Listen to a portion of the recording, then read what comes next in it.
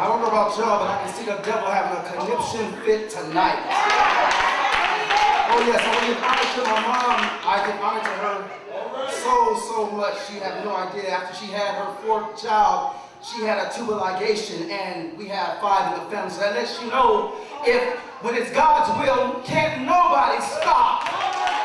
When God has a call upon your life, nothing can stop the will of God. I had number 4, and it talked about shaped for serving God.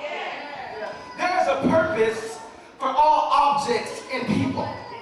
Whatever the shape is, it is for the assignment that you are cut out to do.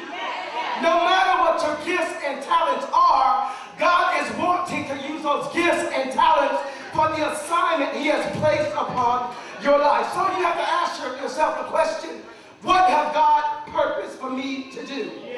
There's one thing when you go to a store and you buy a suit that's on the rack. But it's another when you go and you get a custom-made suit, because that suit is just for me. I don't have to go down to Romeo and have him hook me up. He ain't got to hit me up. He ain't got to fix this. Why? Because this is a custom-made suit. Now you have to understand something. When God gives you your assignment, you have to accept the assignment. You have to wrap your arms around the assignment, because that is your assignment. You have to ask, well, what have you assigned for me to do? See, God is not going to assign you something that He is not giving you the gifts for. He's not going to assign Princess to construction. Why? Because that's not her gift. Her gift is the music ministry. God is not going to assign Carol to be an engineer. Why? Because her gift is for working heads. And she's not going to do half a head. She's going to do the whole head. Somebody say, accept your assignment. You got to accept it. You have to accept it. You can try other things. You can try to get in other lanes. But it ain't but a short amount of time. You will find out you got to swerve over and get where you belong. Because if you're in the fast lane that God has you and you're supposed to be in a slow lane, ain't but a matter of time somebody gonna get behind you and start blowing because you're in the wrong lane. You have to be in the lane you're supposed to be in. And when God gives you your assignment, then it's time for taking on servanthood. Somebody shout, servant. Now, when you are a servant, you are to look like a servant. You walk like a servant. When you go into a restaurant, you know who the servant is. Some of you may be audio learners tonight, and some may be visual. So I brought a prop.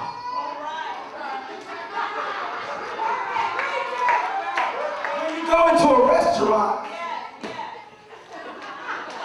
now, this means you come to serve.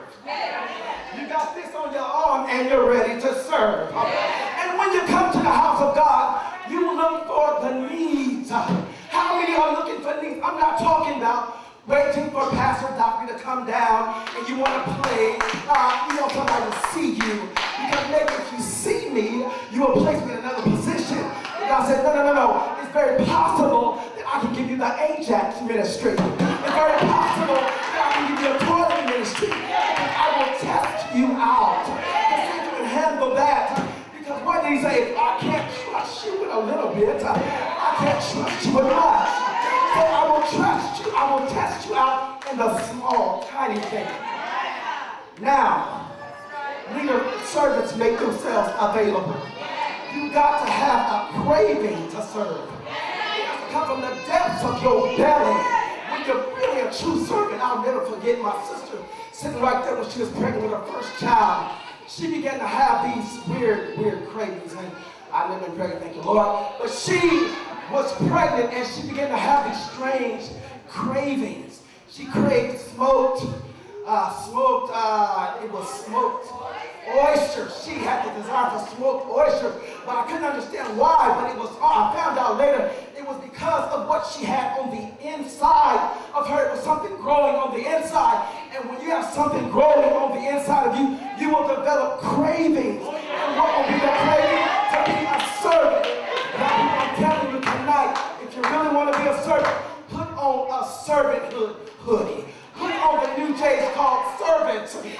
God will take you to another level. He will take you to another dimension. So after we realize we've been shaped for servanthood, not the place of exposure, but servanthood, and you have availed yourself to God,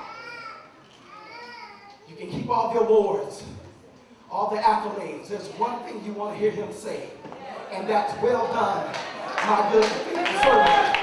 And it's not about being praised all the time. Look at the person next to you and say, get your serve on. Get your serve